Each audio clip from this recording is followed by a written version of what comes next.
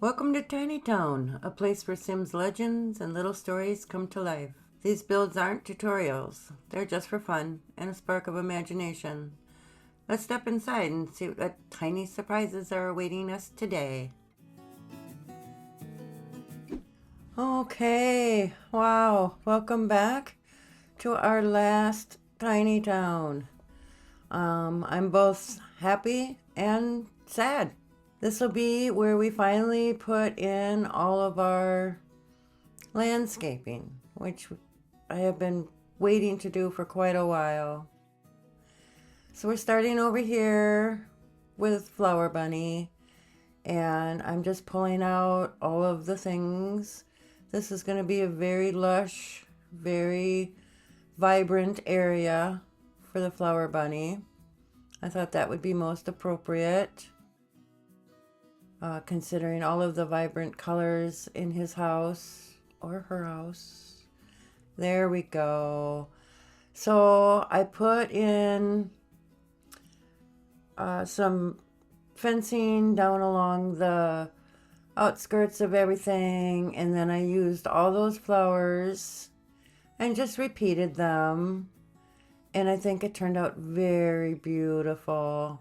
Of course, I put in lavender. Love my lavender. Have it here at my house too,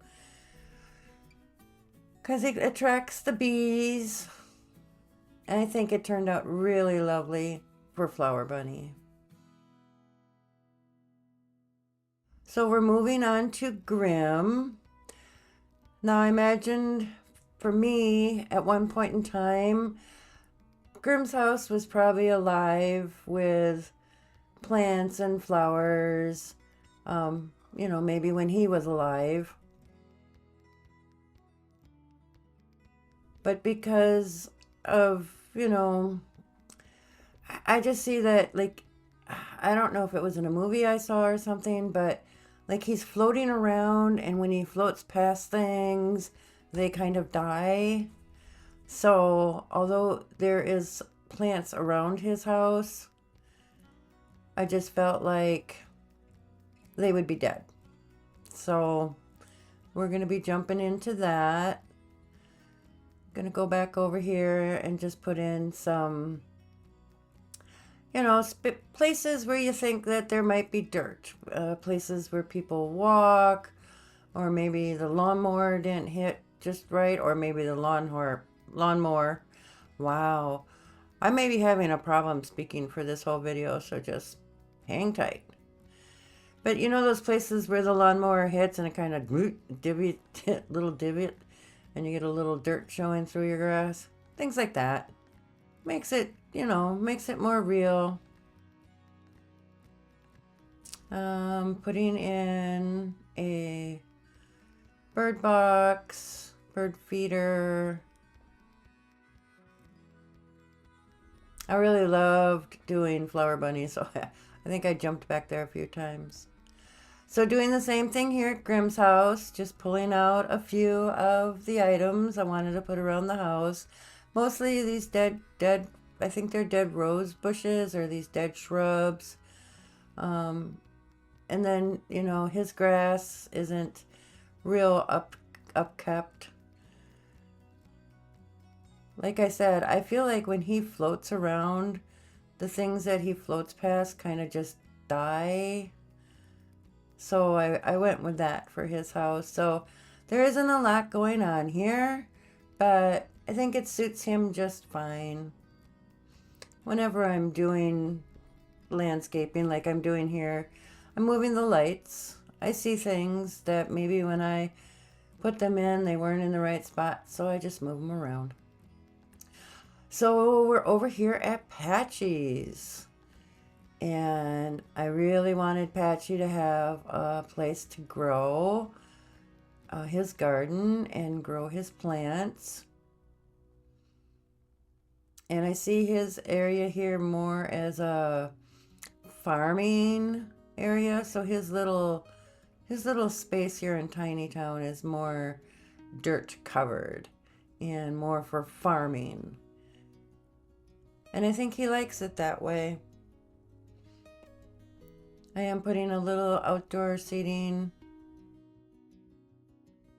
if you watched Patchy's episode, and I hope you did, you'll know that we did not put in a bathroom. Well, we put in a half a bath inside his little home here. And outside we are putting in a full bath. Because this is where we're going to put his shower. And I thought an outdoor shower was appropriate for Patchy. You know, if you're outside gardening, you don't want to be walking in the house with your muddy shoes on, you know, caked in mud and get that all over the floor. So, you know, we can shower off out here and then go in through the patio area there into the house. So I thought this would be a nice area, nice outdoor bathroom area.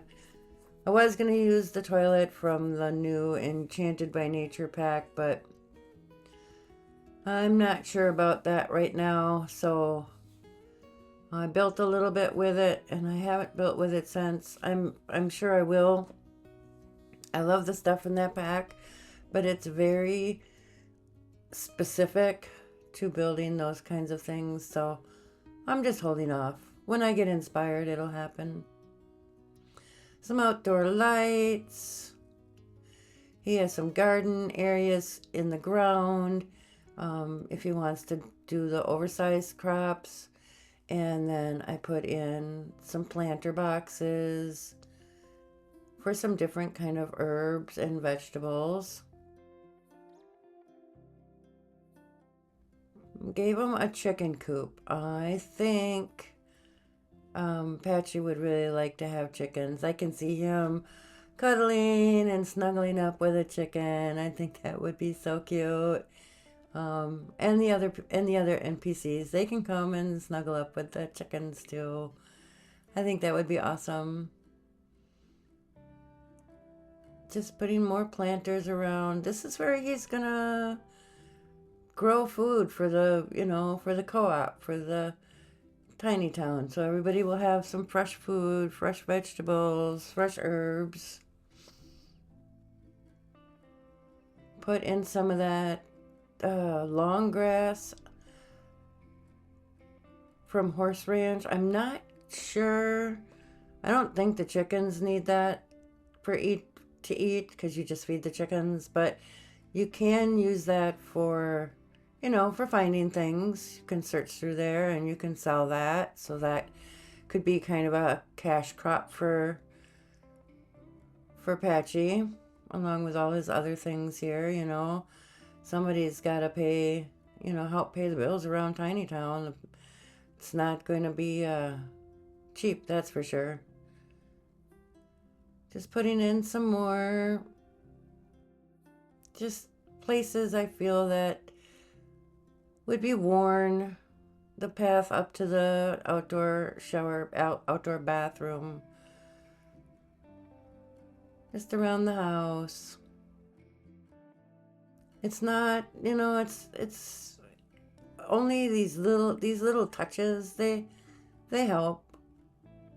They help sell the story. It helps, makes it feel like home. I don't know who I did next. I don't think, are we going to Father Winters? Possibly. I had a terrible time with this fence, I think. Oh, these, oh, what do I want to call them? I want to call them hedges with the little sparklies on them. I think what I was trying to do was figure out Robyn's home here.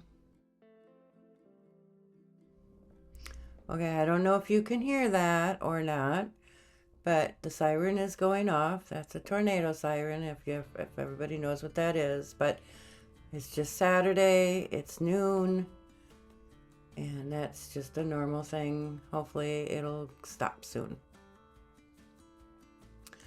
So for Robyn's, I really went minimalist with hers. These hedges, very clean, very sculptured, which is what I was going for with her. Hers is very elegant, yeah, is how I see hers.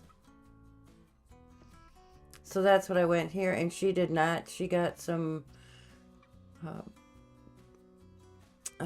topiaries, you know, the sculpted ones. Topiaries, yeah, topiaries. And I thought that fit her. So there's not a lot going on. Sorry, I was thinking about that word. There's not a lot going on over here at Robyn's house. And I think that suits her. You know, this is more, I don't want to say richy rich. It's just elegant. It's elegant like she is. And that's all I was going for. Nothing's cluttered, nothing overcrowded. Unlike Father Winter's, which is completely cluttered and overcrowded, which I love for him. Just some outdoor lights to light up her old bank building. And it's minimalist. It looks very inviting though, and Robyn's, it looks like hers, which is exactly what I wanted. Back to Father Winter's, and I could spend all my time at Father Winter's. I don't, but I will be doing a Christmas build. I have plans in the workings. I have some ideas in my head, which is not a good place for them, but that's where they are currently, for a Christmas build. But we got to get to Christmas before we can do that. So over here we are going to the Tragic Clown's house. I like all of these things from werewolves for the Tragic Clown. I think it suits this build. Please take a look at this one. This one was a lot of fun. I love doing these grungy, rundown builds. And thankfully, there's a lot of stuff in the game that helps us out with that. So just a lot. He doesn't, Tragic Clown, like his house, he doesn't keep up his yard. So there's just weeds growing up underneath his house. The fence line, the reason, that's even growing is because his neighbors keep it up. Flower Bunny is right next door, and they probably, help out with watering. And Bonehilda's out in front, and she probably does the same thing, but around his house, not so much. They do have meetings about him when they have their HOA meetings. They have asked him to clean this up, and they've told him, he's gonna get fines if he doesn't start cleaning up his yard. But he's just so sad all the time, and he's not motivated to do anything. And they're not willing to, they don't want to enable him to continue to be a slob. So it's kind of a showdown between him and the HOA. But in the end, he's part of the family, and they all love him, and they do want the best for him. They also want him to clean up his yard. Some of these things that I put in, they are from Bat 2. But it's not a lot. And there are some really nice things for cluttering up in that pack. So he's so cute. They're all so cute. I'm very happy and I'm very sad at the same time. So just so you know, this is, I'm just pulling out what I'm going to put around these outdoor areas here. Just pulling out some flowers and some bushes, and then you'll see the magic happen. There it is. And it's beautiful. I would go to a chess game there. I was going to say yoga, but yoga's not going to happen. But it's beautiful. We're going to do the same thing in here. There we go. All the same plants, just moved around. I like symmetry, so everything's kind of organized.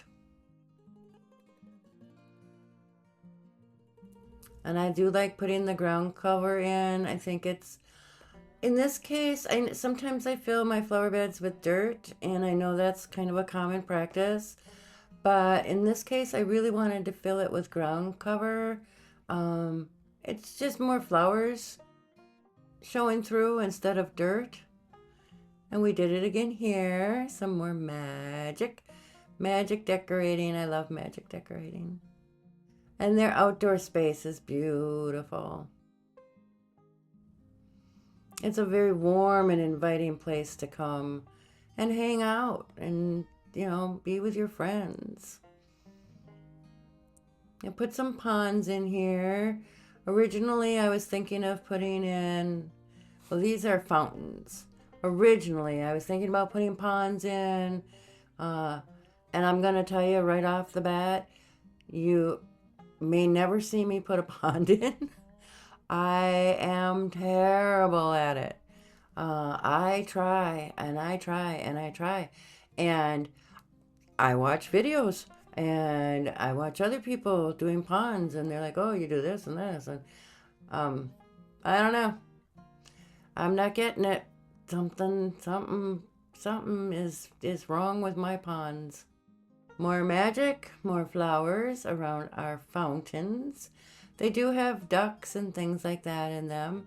And we're going to put some seating. They did turn out beautiful. And when they're all, you know, when you go into live mode, they're all very nice. Now look at it. Oh, I love our tiny town. Now we started out with Bonehilda. She was our first in the beginning. So it was only fitting that she be the one to end this series. Love our Bonehilda. She's getting a beautiful garden. Beautiful flowers. And she's getting flowers growing up her chimney. Here come hers. We're going to pop out all of her pinks. We love pink for her. Little white accent. And in a moment, we're going to see the magic happen again. I love that part. That's my favorite part. Those all go together.